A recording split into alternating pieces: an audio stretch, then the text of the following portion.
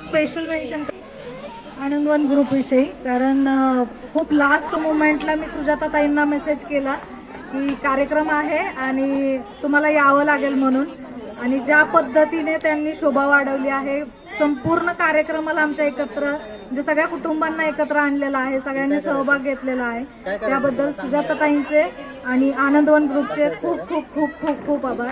हे हा क्षण आमच्यासाठी आयुष्यभर लक्षात राहणार आहे. Thank you so much.